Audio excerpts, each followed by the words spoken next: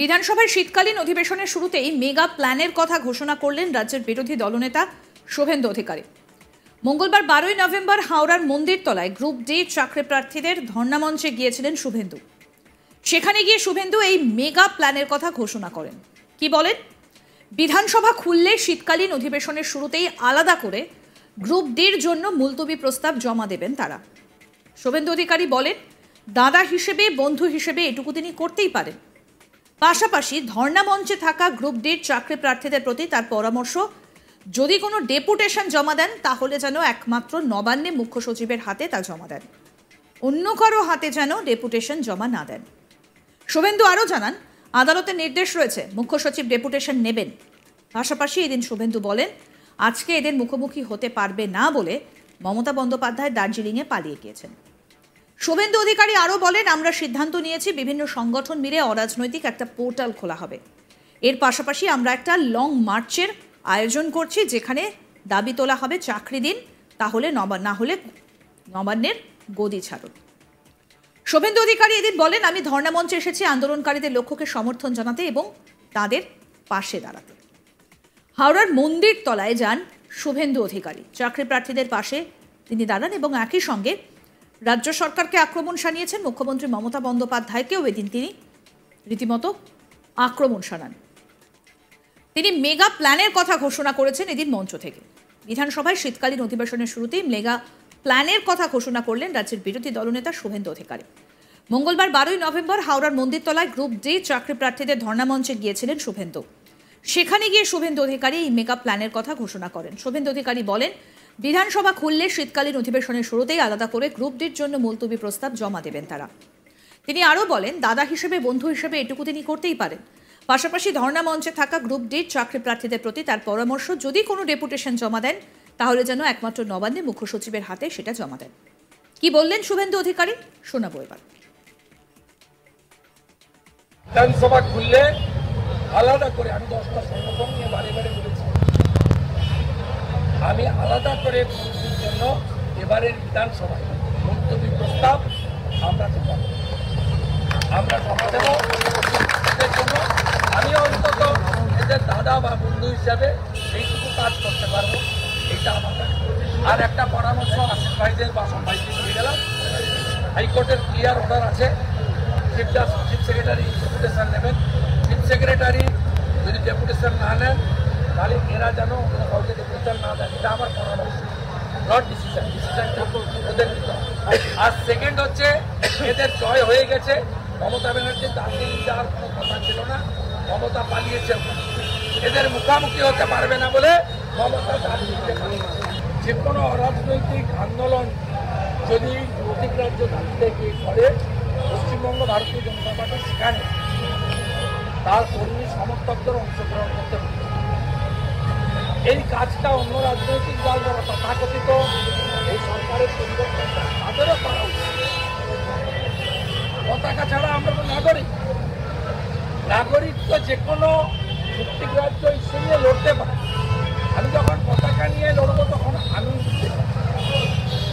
পতাকা নিয়ে যখন মিছিল হবে তখন মোহাম্মদ সেলিম সাহেব সিপি, অজিত চৌধুরী, আমি সুকান্ত বাবুরা পতাকা ছাড়া যখন আসি তখন তো আমরা নাগরিক, আমরা তো এই ভূমিকা পালন করি। এবং বিরোধী দলনেতা মানে এই রাজ্যের সমস্ত সরকারের দ্বারা, সরকারি দলের দ্বারা যারা টর্চার ভিকটিম তাদের পাশে দাঁড়ানো। সেই কাজটা প্রথম দিন থেকে আমি মাতঙ্গিনী হাজরার মূর্তি পিছিয়ে 2-3 বার গেছি। এই আশিস ভাই এবং এদের টিমের সঙ্গে সল্টলেকে এবং নিজাম প্যালেসে আমার অফিস বক্তব্যার্থী মানুষ হোসেনের উপস্থিতি এবং ড্যামার স্ট্রিটের মিছিলে আমি হেঁটেছি। এবং আজকেও যে বক্তৃতা করলাম তাতে আমার যে রাজনৈতিক মত তার প্রকাশ আমি ঘটাই। আমি এই আন্দোলনের মর্যাদা এবং তাদের লক্ষ্যকে সমর্থন করতে। এবং পশ্চিমবঙ্গে এটা তো সত্যিই যে গত লোকসভা ভোটে মমতা ব্যানার্জি ভোট পেয়েছেন 45.67, অর্থাৎ রাজ্যের 54% মানুষ এই সরকারের বিরোধী। আমরা দ্বিধা বিভক্ত বলেই এই অন্যায়টা হচ্ছে। আমরা যদি ঐক্যবদ্ধ, মানে জনগণ যদি ঐক্যবদ্ধ হয় তাহলে এটা হতে পারে না।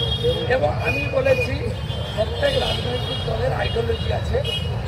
তেল আর জল যেমন মেলে না, তেমনি বাহামার বিজেপি কখনো মিলতে পারে না, আইডিওলজিটা ডিফারেন্ট। একটা পশ্চিমবঙ্গের নিরিখে আমরা তো সবাই বলতে পারি Mamata should step down, no vote to Mamata. এইটুকু কথার মধ্যে তো কোনো রাজনীতি নেই। এবারে পিপল উইল ডিসাইড কে ফরমেটেবল এবং ট্রাস্টেবল অল্টারনেটিভ, এটা জনগণের উপর ছেড়ে যাবে। এটা আমি এটার সঙ্গে আছি। গ্রাহ্য দাবি, বিধানসভা খুললে আলাদা করে, আমি 10টা সংগঠন নিয়ে বাড়ি বাড়ি বলেছি, আমি আলাদা করে জন্য এবারের বিধানসভায় মুলতবি প্রস্তাব আমরা জমা দেব এদের জন্য। আমিও অন্তত এদের দাদা বা বন্ধু হিসাবে এইটুকু কাজ করতে পারবো, এইটা আমার কাছে। আর একটা পরামর্শ আসিফ ভাইদের বাসন ভাইকে দিয়ে গেলাম, হাইকোর্টের ক্লিয়ার অর্ডার আছে, চিফ সেক্রেটারি ডেপুটেশন নেবেন। চিফ সেক্রেটারি যদি ডেপুটেশন না নেন তাহলে এরা যেন কাউকে ডেপুটেশন না দেন, এটা আমার পরামর্শ, নট ডিসিশন। ডিসিশনটা ওদের নিতে হবে।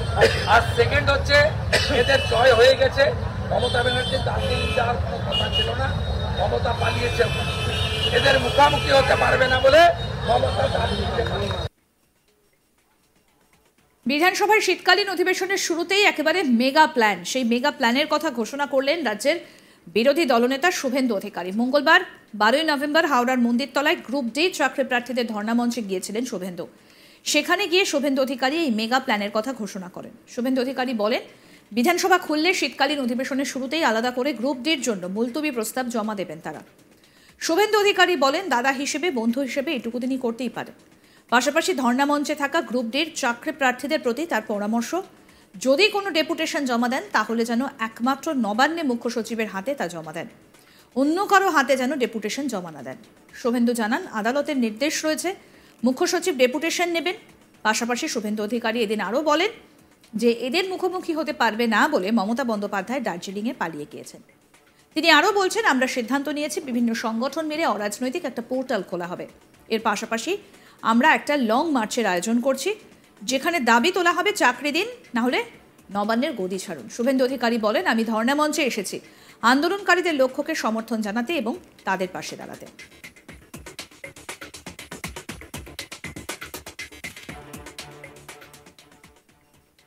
আরও আপডেট পেতে দেখতে থাকুন আজ তাক বাংলা, সাবস্ক্রাইব করুন।